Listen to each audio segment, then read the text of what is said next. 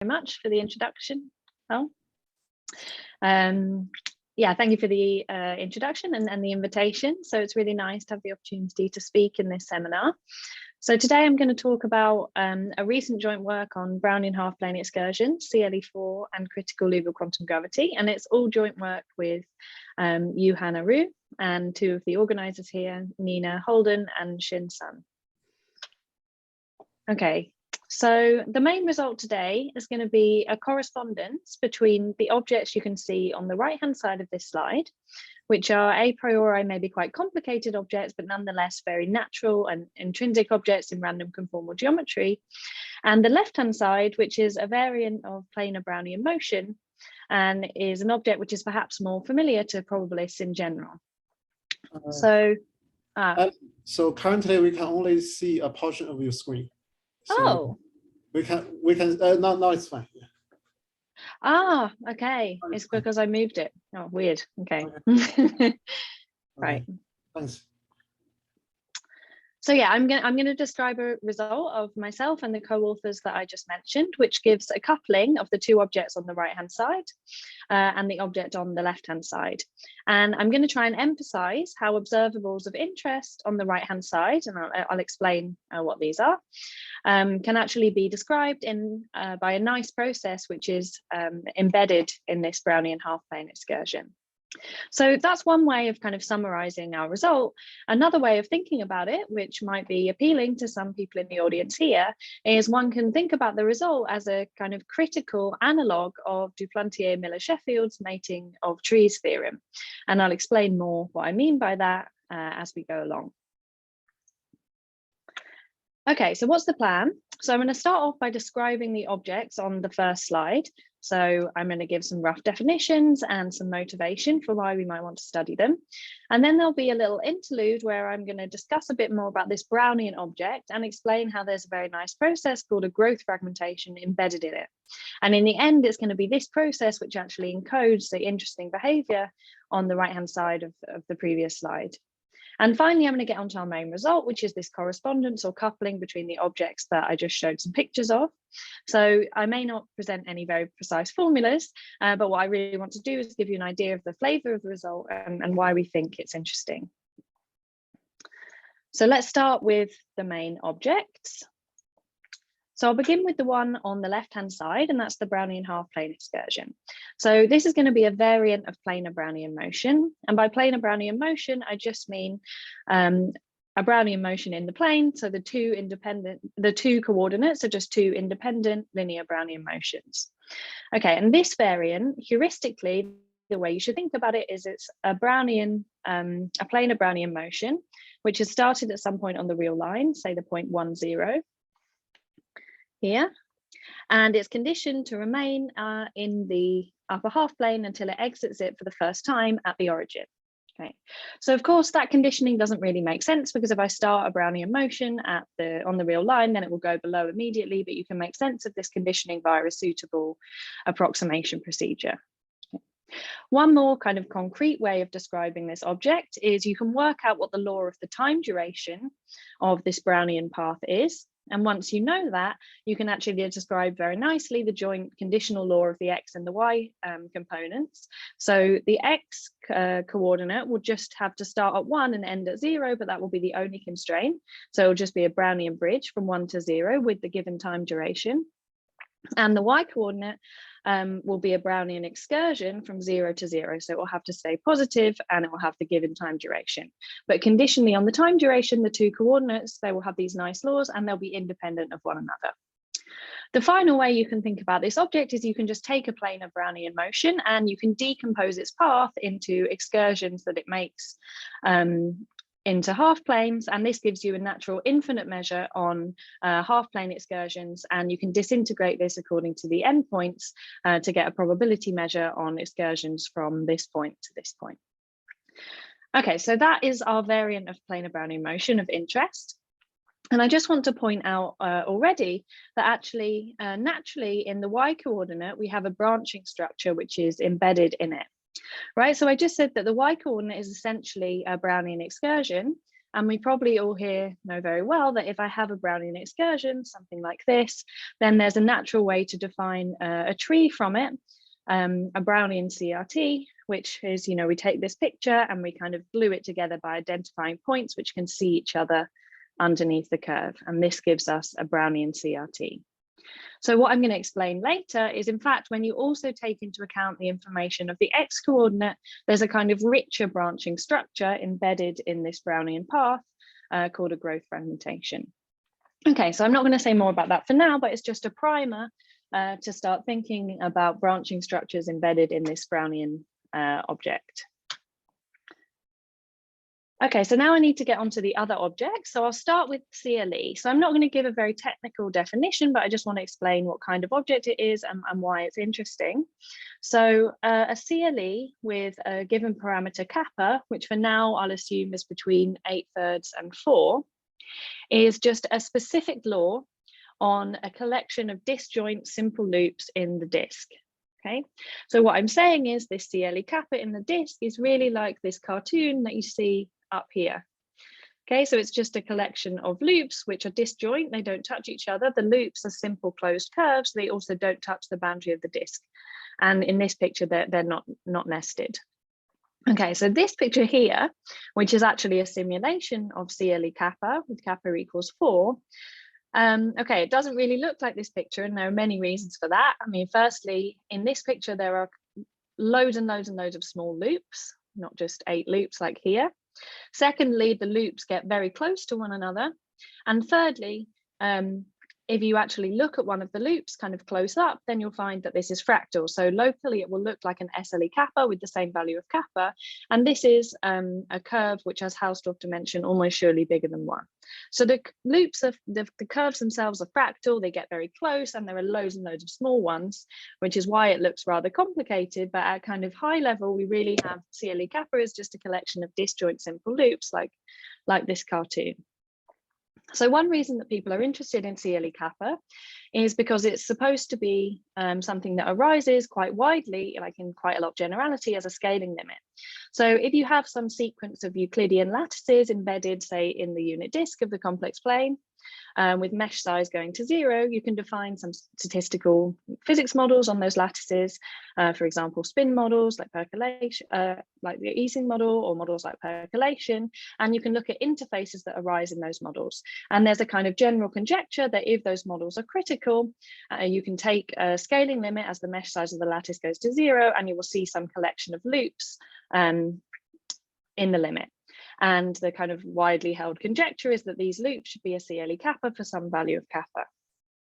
So something that's very closely related to this, and it's kind of, you can think of it as the reason why it's expected to arise as a scaling limit, is that Cieli kappa is actually characterized by 2 very special properties. So conformal invariance, and by that I mean if I have a Cieli kappa in the disk and I apply a conformal map from the disk to itself, and I look at the image of the Cieli kappa, then that will have the same law as the original set of loops. And it also satisfies a certain spatial Markov property. So those 2 properties, in fact, characterize Cieli up to the parameter kappa between 8/3 and 4. And this is one of the reasons why it's expected to arise as a kind of universal scaling limit, because these are natural properties which are expected to hold for scaling limits of interfaces in critical statistical physics models. Okay, so I mentioned this conformal invariance, and one other reason that I mentioned this is because it's a very nice property which actually allows us to define Cieli inside any simply connected domain. Okay, so if I have any simply connected domain and I want to define Cieli in it, all I have to do is find a conformal map from the disk to that domain, which is guaranteed to exist by the Riemann mapping theorem. And I just take a Cieli in the disk and I look at its image in the domain that I'm interested in. And the key point is that the conformal invariance in the disk means that the definition of the collection of loops I get doesn't depend on the conformal map that I chose. So this is a well-defined definition of Cieli inside any simply connected domain. Okay, so I haven't given you a precise definition of Cieli, but an axiomatic characterization and a nice picture. So in this picture by David Wilson, the value of kappa is actually equal to 4, and this is going to be the value of kappa that's going to be of interest in this talk. So I would refer to Cieli 4 or kappa equals 4 as a critical value for Cieli. And this is because the behavior of Cieli actually changes a lot when kappa is equal to 4. So in this, when you have Cieli 4, the loops are simple loops and they don't touch one another, but they're basically, you know, as close to touching themselves and touching each other as they possibly could be without doing it. And in fact, you can define Cieli kappa for kappa bigger than 4, and you will find, you know, you can define it in a similar way, but you find that in that case, the loops will actually touch themselves and touch each other. So kappa equals 4 is really like a transition point where we see a change of behavior in the model. Right, so this is the value that we're going to be interested in today, kappa equals 4, and I would call this the critical case for the reason that I just mentioned. So there's one final thing I need to say on this slide, and this is actually because I'm going to be interested in branching structures. I really want to actually study a nested variant of Cieli. So this picture here and this picture here show non-nested loops. But actually, if you know what Cieli, a non-nested Cieli looks like, it's very easy to define a Cieli with nested infinitely many levels of nesting. So all that you do to define a nested Cieli is you take a Cieli, so a picture like this or this, and then you find that inside each of the loops, you have a simply connected domain. So you're able to just define an independent Cieli inside each of these. And this will give you a picture with 2 levels of loops. So loops and then some loops inside loops. And then you carry on like that. And so this is a way of defining a Cieli with infinitely many levels of loops, if you like. And yeah, this is actually going to be what we're interested in today. So the real object of interest today is the nested version, and with kappa equals 4. Okay. So finally, I need to introduce critical Liouville quantum gravity. So first, I should probably say what I mean by Liouville quantum gravity briefly. So this is another important object in random conformal geometry, but now instead of being a model for a collection of loops, it's going to be a model for something that's sometimes referred to as a random surface. So how this should be interpreted in today's talk is that it's a random way to make sense of areas of regions and also lengths of certain curves embedded in a simply connected domain. So again, this is something which is conjectured to arise as a scaling limit from discrete models. But now instead of discrete models being models for loops or spins living on some Euclidean lattice, it's that the models themselves are actually models for random lattices. So there are various probabilistic models for lattices embedded in the unit disk, which arise from physical considerations. And a question you can ask is, if you have a way of defining a random lattice embedded in the unit disk with a prescribed number of faces, you know, what happens when you take a sequence where this number of faces goes to infinity? And there are various ways of trying to make sense of a scaling limit. But for today, what you can think is that, okay, if you have a sequence of discrete graphs embedded in the disk, then each one of them defines a natural area measure on the disk, just by looking at a counting measure on faces. So areas with a lot of faces will have a lot of mass, and areas with not so many faces will have less mass. So this is kind of what you can see in this picture here. So the sizes of these squares or the colors represent areas with more or less mass. So you can ask, if you have a sequence of random lattices embedded in the disk, you have these sequence of measures, if you rescale them appropriately, is there a scaling limit? And it's expected, and in some very special cases proved, that actually this is true, and the measure should be one of these Liouville quantum gravity measures, where there's a parameter involved in the model, and this corresponds to the discrete random lattices that you chose. Okay, so that's why we might be interested in these objects called, these random measures called Liouville quantum gravity, but what actually are they? So again, I won't go into any technicalities, but I'll just say, if I have a domain, which usually in this talk, I'll be thinking as being the unit disk of the complex plane, then Liouville quantum gravity with a given parameter gamma is supposed to be the measure which is formally defined to have density with respect to Lebesgue measure in the domain given by the exponential of the parameter gamma times an object called the Gaussian free field. So I won't define the Gaussian free field, but I'll just say that this is a log correlated field, which means that it's very rough. So this picture is an approximation. You see it's very spiky. In fact, I couldn't draw the actual Gaussian free field itself because it would be so spiky, it would be plus or minus infinity everywhere. So this field is a rough object, which actually only makes sense as a random generalized function. And okay, so no big deal. The reason why I mention this is because, okay, if this is a random generalized function, then there's no kind of clear a priori meaning to this density with respect to Lebesgue measure. So if you want to construct these area measures with this density from the Gaussian free field, you have to do it via a regularization procedure. Okay, and so that means, you know, you take some approximations to the field, you define some approximate measures, really using this definition with H replaced by its approximation, and you hope after suitable rescaling that they converge to something. And the good news is that this works as long as gamma is not too big. So if gamma is between 0 and 2, then due to the work of many people, this process works, and you can define something which is the right or a very good interpretation of this formal expression here. Okay, so today's talk is actually going to be focused on the value gamma equals 2. And you may notice that gamma equals 2 is not in this open interval here.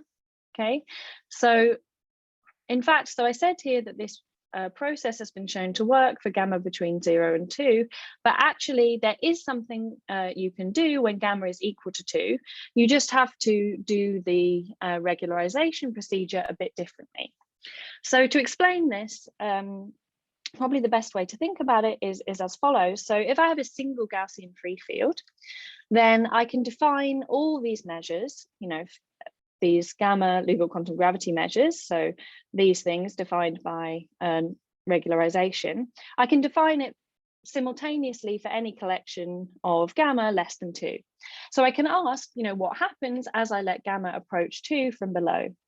And what I will see happening when I do that is that the sequence of measures I get will become supported on a kind of sparser and sparser set of points. So the measures will be kind of getting very large on the set of points where they're living, but this set of points will be getting sparser and sparser. And actually what will happen almost surely as gamma tends to 2 is that this set of points will become so sparse that it just can't support a measure in the end, and these measures will converge to 0. But there is something going on to still capture. You just have to kind of give this limit a little bit of help. So if you, instead of just taking a straightforward limit as gamma tends to 2, if you kind of give these measures a little push, meaning you take the measure mu gamma and you divide it by, the correct thing is actually 2 minus gamma. So this is something that tends to infinity as gamma tends to 2. Then you'll find that you actually can extract a meaningful limit as gamma tends to 2. Okay, so the upshot is, you can make sense of Liouville quantum gravity with gamma equals 2, but you have to define it in a different way. And in fact, that also means that the measure has various different properties. Okay, so I'll call this value gamma equals 2 the critical parameter for Liouville quantum gravity, because this is really where we see a change in behavior occurring, just like kappa equals 4 for Cieli. And I will refer to the associated measure mu gamma as usually the critical Liouville quantum gravity measure. So I should say you can make sense of Liouville quantum gravity for gamma bigger than 2, but it's really a completely different story. It's not the same kind of object at all, related to the field in a completely different way. So this really is a critical parameter here. Okay, so I've introduced the main object, CLE4 and critical Liouville quantum gravity. At least I've shown some pictures. So the final thing to mention is how these two objects interact. So if you remember back to the first slide, I said the overall aim of the talk was going to be to describe a correspondence between CLE plus Liouville quantum gravity and this Brownian object. So I have to explain what the plus means, but that won't take long because they actually interact in a very simple way. So what I'm going to do is I'm just going to basically take my CLE4 and my critical Liouville quantum gravity to be kind of living or be defined on the same space, which is going to be the unit disk. But other than that, they're going to be completely independent of one another. Okay, so I'm going to take my unit disk, I'm going to define a CLE4 in the unit disk, and then on the same unit disk, I'm going to define a critical Liouville quantum gravity measure. And I'll call this CLE4 decorated critical Liouville quantum gravity. So yeah, today that's the pair of objects I'm going to be interested in, but obviously you can make this independent definition for any values of kappa and gamma that you like, where the individual objects make sense. And in general, this is something that people are particularly interested in when kappa is equal to gamma squared, because it's supposed to be what you get in the scaling limit when you kind of combine the things I described on previous slides. So there are a range of physically interesting models, say now of random loops on a random lattice. So combining the random lattice and the random loop models. And you can again ask questions about taking scaling limits of such models. And the kind of belief is that actually in the limit, you should get one of these CLE decorated Liouville quantum gravity where the parameters gamma and kappa are tuned in the correct way. And that's with kappa equals gamma squared. Okay, and they should be independent. So this is quite interesting. In these discrete models, you know, usually they're not independent, the loops and the lattice, but it's conjectured that you have this kind of decoupling in the scaling limit due to some kind of strong universality property for scaling limits of interfaces. Okay, but I'm basically just trying to convince you that I'm not just defining this independent coupling because it's a nice simple thing to define. It's actually something, a kind of interesting, somehow the right way to put them together. Okay, and the critical case that I'm going to be interested in with kappa equals 4 and gamma equals 2 is a good pair, the correctly tuned pair of values. So the final thing I should just mention here, just for the experts, is that actually the critical Liouville quantum gravity measure that I'm going to consider in this picture isn't just going to be the one arising from a simple Gaussian free field in the unit disk. I'm rather going to have to work with a slight variant of the Gaussian free field, which is something called a critical quantum disk. But at the level of technicality of this talk, this won't make any difference. So don't worry about it. It's just for the experts in the audience. Okay, so that's CLE4 decorated Liouville quantum gravity and the Brownian half-plane excursion I'll come back to in just a second, but yeah, these are going to be the main objects of the talk. So before going back to the Brownian half-plane excursion, I just want to remind you, although unfortunately due to time I won't be able to go into any detail, that the groundbreaking work of Duplantier, Miller, Sheffield, their mating of trees theorem, shows that this picture that I was just referring to, so gamma Liouville quantum gravity and an independent CLE, is basically in a nice one-to-one correspondent with a variant of planar Brownian motion. So in this case, the planar Brownian motion is actually living in a quadrant of the upper half plane. And it's different from the Brownian half-plane excursion I defined because the two coordinates are actually correlated, and the correlation depends on the value of gamma here. Okay, but they have this result which gives a correspondence between CLE decorated Liouville quantum gravity and a Brownian object. And this correspondence goes through a certain curve, a certain way of exploring the CLE on the Liouville quantum gravity called a space-filling SLE kappa. Okay, and this correspondence has been used to great effect to study this CLE decorated Liouville quantum gravity picture with gamma less than 2. Okay, but this really only works for gamma between 0 and 2. The picture really degenerates as gamma tends to 2. So the gamma Liouville quantum gravity surface degenerates in the way that I just described a few slides ago. So if you take the subcritical Liouville quantum gravity measures for the same field, then they converge to 0 as gamma approaches the critical value. This space-filling SLE kappa, which plays a really important role in this correspondence, goes basically completely berserk as gamma tends to 2. So it's a continuous curve for gamma less than 2, but as gamma approaches 2, it starts doing some really wild things. It starts basically spinning really, really, really fast around the disk, and it doesn't converge to a continuous curve as gamma approaches 2. And the other object in their picture, so this correlated Brownian motion in a quadrant, actually what happens as gamma approaches 2 is that the correlation, which remember depends on gamma, tends to 1. So this picture actually just degenerates to a single Brownian motion. Okay, so the work that I'm presenting today actually originates from the question. So although, we saw in the Liouville quantum gravity case that critical, the subcritical measures just converge to 0, but if we renormalized appropriately, we could extract a meaningful limit as gamma approaches 2 from below. So, our work originated from the question, well, actually, can we renormalize simultaneously everything in this mating of trees picture to obtain something interesting as we approach criticality? And the upshot is the answer is yes, and it's going to be this correspondence that I'm going to present. But the properties of this correspondence are, in the end, rather different from the ones of Duplantier and Sheffield. Okay, so I'll leave that there for now. And now I want to return to this Brownian half-plane excursion and describe what I promised, which was this branching structure, this growth fragmentation, which is nicely encoded in the Brownian half-plane excursion. So firstly, I should just say that what I'll describe now is not due to us at all, but actually comes from an independent work of Ellie Idacon and William Da Silva, which happens to be extremely closely related and was completed a similar time to our work. So this is just a really, really lucky coincidence that we were able to relate our work to theirs and that they were done at the same time. Okay. But yeah, the results I'm about to explain are due to them. So what they described is how a type of branching process called a growth fragmentation is naturally embedded in a Brownian half-plane excursion. So to define this, consider this Brownian half-plane excursion. So it might look something like this sketch here.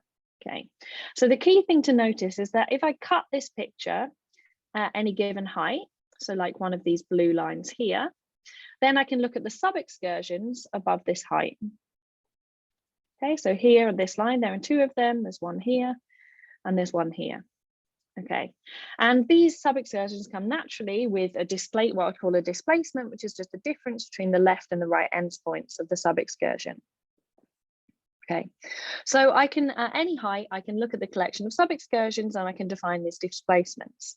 So the process I'm going to be interested in is actually what happens when you increase the height, starting from the bottom and going upwards, and look at how this collection of displacements evolve.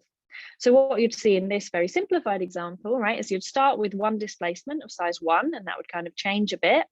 And when you hit this point here, this one displacement would split into 2 displacements, which added up to the displacement that was just there before. And then both of these would carry on. So you get a kind of branching structure.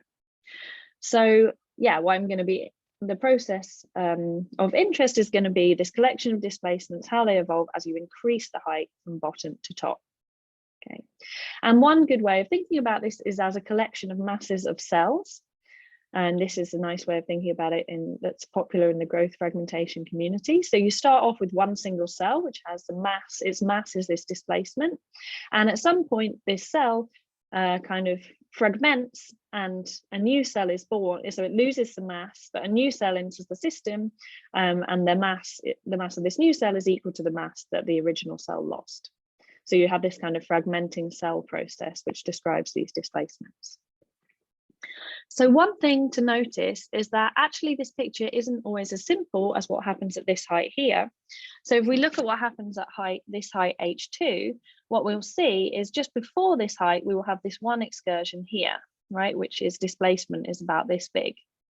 And then when we hit height H2, actually it will become a much bigger excursion, so starting here and ending here, plus another one starting here and ending here. So I've got one small excursion, which has become one big excursion and another one, which obviously isn't very good for this preservation of mass property. If I have something small and then I have 2 things and one of them is bigger than the original one. So the way to define this thing properly so that you do have a kind of nice preservation of mass, which is important to define a growth fragmentation, is actually just to think of these displacements as coming with signs. So in fact, if you think about this Brownian path, if I think about it as starting here and going here, then each of these excursions come naturally with a sign according to whether the leftmost endpoint is visited before or after the rightmost endpoint. So this one goes from right to left, whereas this one here goes from left to right. So you can assign signs according to, you know, which of those two things occurs. And if you do this, if you think of displacements as coming with signs, then you'll see when you look at this process going from bottom to top, you will have a mass preservation property. You will just have some masses which are negative. Okay, so that's the real definition. We consider the collection of signed displacements as this height evolves. So what Idecon and De Silva showed is that this process is something called a growth fragmentation. So what this means is the process can actually, its law can be described explicitly and very nicely from the law of a single Markov process as follows. So you start with a Markov process, Z, which in this case, Idecon and De Silva describe its law completely. It's a self-similar Markov process with index 1, and it has positive and negative jumps. So this process will represent the first cell in the system, and its mass will evolve according to this process Z. And whenever this has a jump, a new cell will be introduced. So when it has a negative jump, a cell of positive mass will be introduced with size the size of the jump. And when it has a positive jump, a cell with negative mass will be introduced. Okay, and then this carries on, and every time a new cell is introduced into the system, you just initiate a new copy of the process starting from that cell with that mass, independently of what happened before. Okay, and then so this defines a branching process where you have cells that are branching and they all hum with these signed masses. And yeah, so Idecon and De Silva proved that if you look at this process for an explicit process Z, then the collection of cell masses as time evolves has the same law as the collection of displacements as height evolves here. So they describe the law of this completely explicitly, and it has this very nice form. Okay, and this is the thing in the correspondence that I want to present. It's going to be this growth fragmentation process, which actually encodes lots of interesting information about the Cieli4 decorated Liouville quantum gravity. So one thing that's very relevant to what comes next is the following question. I can ask, you know, if I just know this growth fragmentation process coming from a Brownian half-plane excursion, can I recover the Brownian half-plane excursion itself? And if you think about it, the answer is no, right? Because I could decide at this, I could take my Brownian excursion. I could decide at this height where I see it splits into two, I could decide to just cut and paste this excursion and this excursion so that that one's on the left and that one's on the right. Okay, and this would give me a Brownian path which had the same associated growth fragmentation, but was a different Brownian path. And also I can reparameterize the Brownian path and still get the same growth fragmentation.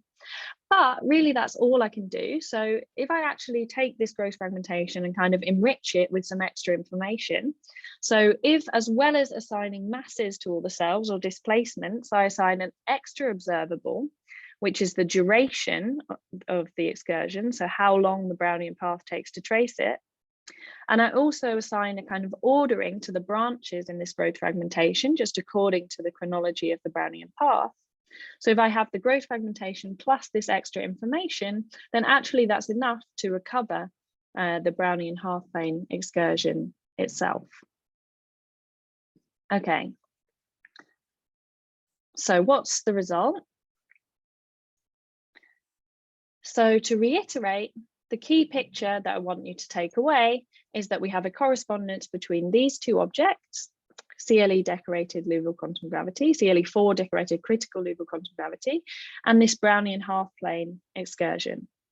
Okay, so what I'm going to describe in what time remains is how we can start with this picture on the right and how we can construct a Brownian half-plane excursion from it via its growth fragmentation process. So in fact, I'll describe how starting from this picture, we can construct a growth fragmentation process which has some extra information attached to it in of the form that I just described.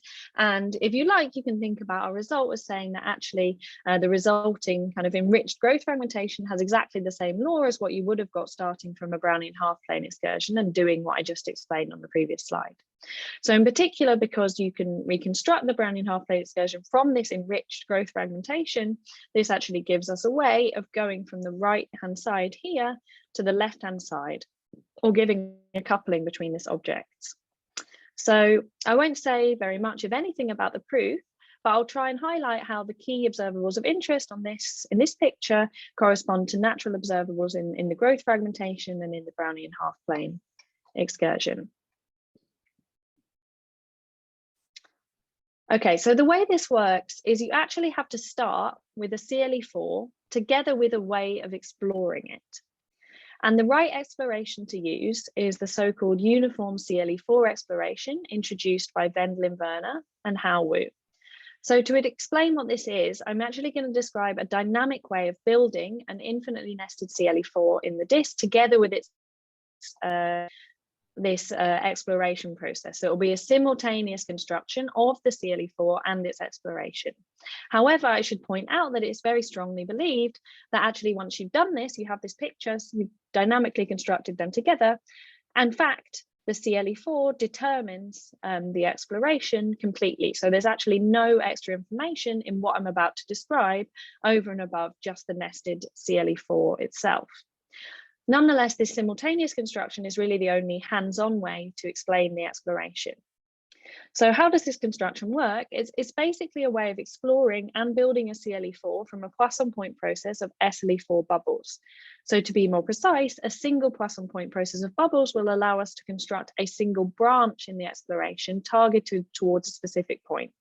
That is, we'll have some point in the disk, and in the exploration, as soon as some region becomes disconnected from it, we won't go and explore anything further in that disconnected region.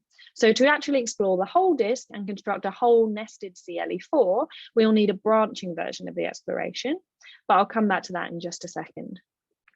So let's start with just a single branch towards, say, the origin.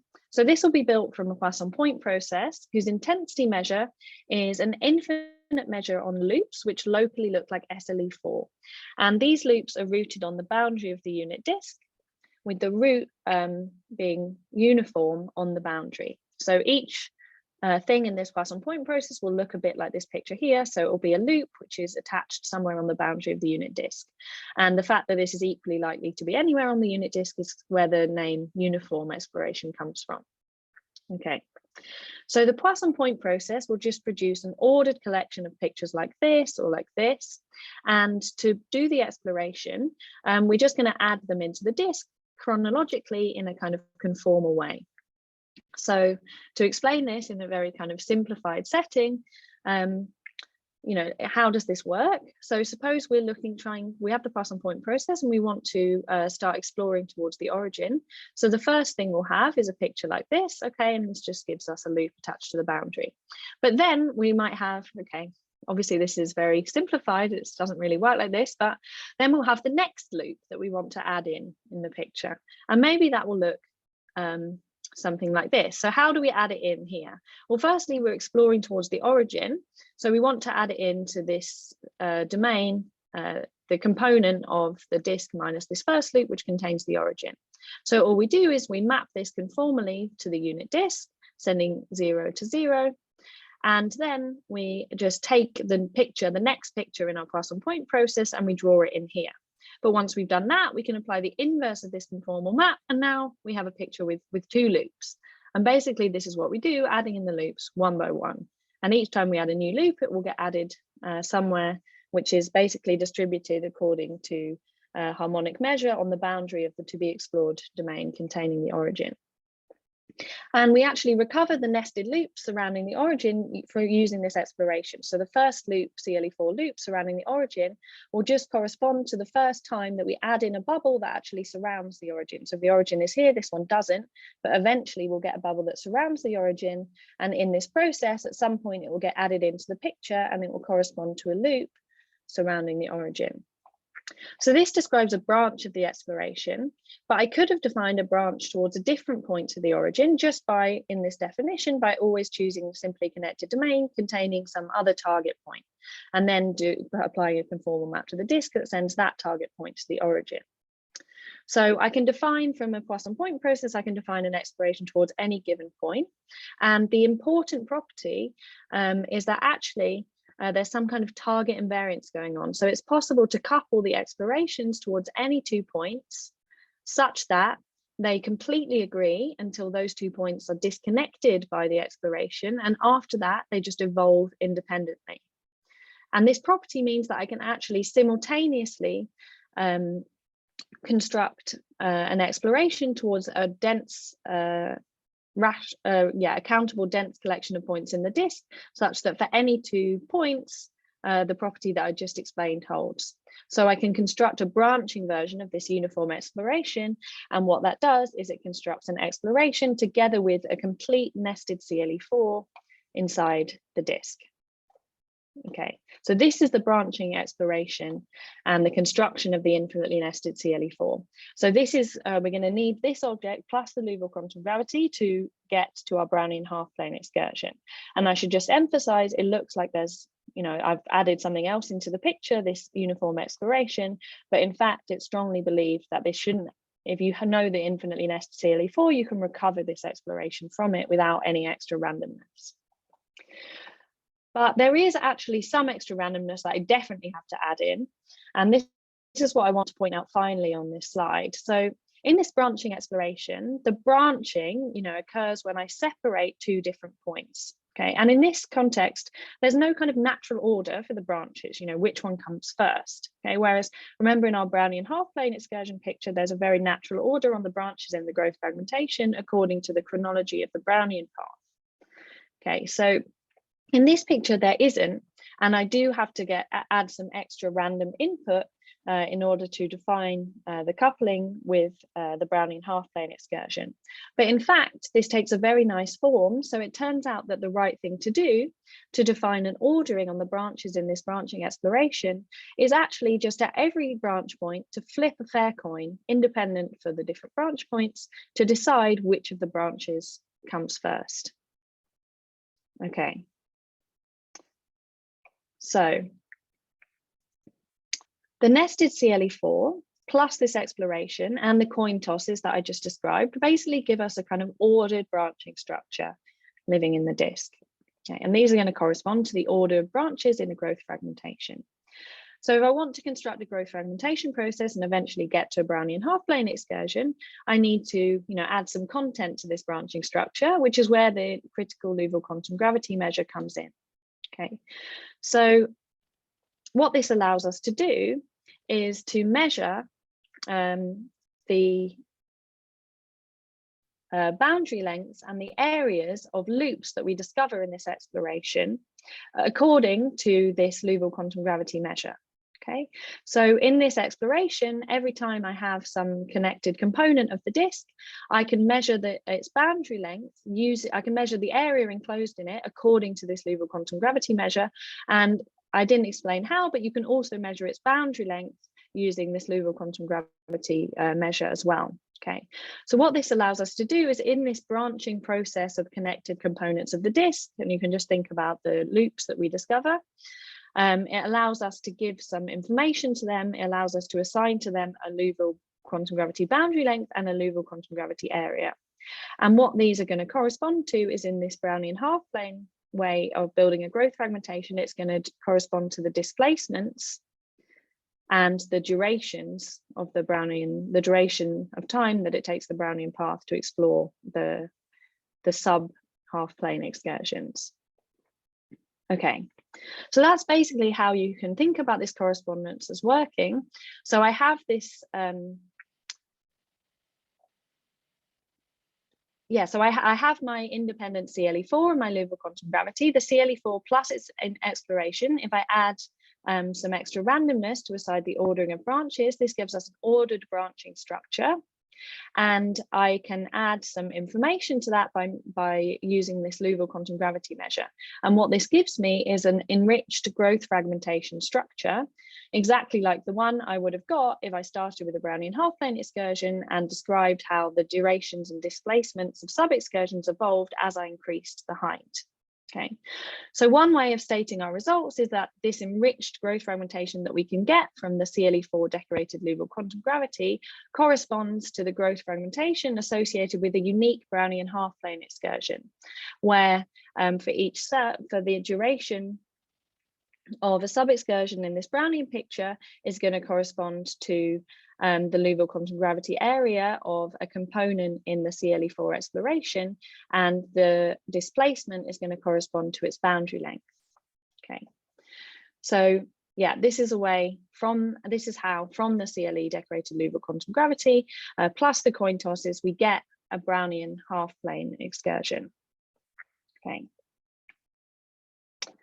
so that's how I'd like to present our result. The upshot of it, we have a coupling between CLE4 decorated critical Liouville quantum gravity and this Brownian half-plane excursion, which can be constructed in the way I just described. But importantly, we can explicitly say what objects in this CLE picture actually correspond to in the Brownian half-plane excursion. So I said that the branching structure defined by the exploration of the CLE corresponds to the branching structure in the Brownian half-plane excursion, which is actually the same branching structure, which is just encoded by the Y coordinate and the associated CRT. In the CLE picture, we have to add in some extra randomness to get the ordering of the branches in the Brownian half-plane excursion. But importantly, the lengths of the disks that the lengths of the CLE4 loops that we discover are going to correspond to displacements of sub-excursions in this Brownian picture. The areas are going to correspond to durations of sub-excursions in the Brownian picture. And one thing which I made a bit of a fuss about in the Brownian half-plane excursion is that these sub-excursions, their displacements come with signs. So what does that correspond to in the CLE4 decorated LQG picture? Well, actually, if you think about it, so the sub-excursions in the Brownian half-plane excursion, what they correspond to in the CLE4 decorated picture are components of the unit disk that we discover in the exploration. And each of these actually comes with a natural number, which is the number of loops which are surrounding it, right? So the second, right, so it will be every time if we disconnect a component in the exploration, say we discover a loop, then that loop will have a certain number of loops surrounding it, and I can ask if that number is odd or even, and that's a way of giving a sign to components discovered in the CLE4 exploration. And these are exactly going to correspond to the sign of sub-excursions in the Brownian half-plane excursion. So the final thing to point out is we have a very natural quantity in the Brownian half-plane excursion, which is this height, right? I increased the height and I looked at this process as I increased the height. So a point in my Brownian half-plane excursion, I can think about this as being like a point in my disk where I have my CLE4 decorated Liouville quantum gravity. And if it corresponds to a large height, then this thing is probably going to be, quite far from the boundary. So this height has to correspond to something in the CLE4 decorated disk. And it's something to do with distance from the boundary, and there's some kind of quantum involved because it depends on the Liouville quantum gravity. Okay, so all I'm saying, I'm not claiming anything here, I'm just saying there is a natural thing on this side. So you can ask, what does it correspond to on the left-hand side? And that's probably a good point to get on to the open questions. So this middle question here says, actually, is this thing which corresponds to height, is it related to something that we already know about? And there's a natural candidate, which is a certain metric on CLE4, which was introduced by Sheffield, Wu, and Watson. So it would be natural to conjecture that there's some link between our thing, which corresponds to height in our correspondence with the Brownian half-plane excursion, and this thing independently constructed by Sheffield, Wu and Watson, but that's an open question. Another open question is, so I didn't emphasize it, but in the work of Duplantier, Miller, Sheffield, they have this correspondence between subcritical Liouville quantum gravity and Cieli and a Brownian object. And in their correspondence, actually, it's kind of one-to-one. So there's no extra randomness needed to go from, you know, each picture to the other. In our picture, I described how actually to go from Cieli and Liouville quantum gravity, we needed to add some randomness to get to the Brownian picture. And in fact, we can also show that if we wanted to go in the other direction, there would be some extra randomness needed as well, although it doesn't take as nice a form as in the direction that I described. So is another open question to describe, you know, to what extent, if we take the Brownian excursion, how, you know, to what extent can we actually rebuild this Cieli 4 decorated critical Liouville quantum gravity picture? And the final question that I put here is just, you know, is there a way to use this framework to obtain any scaling limit results? So in the subcritical case, it's been used to great effect to analyze scaling limits of discrete models.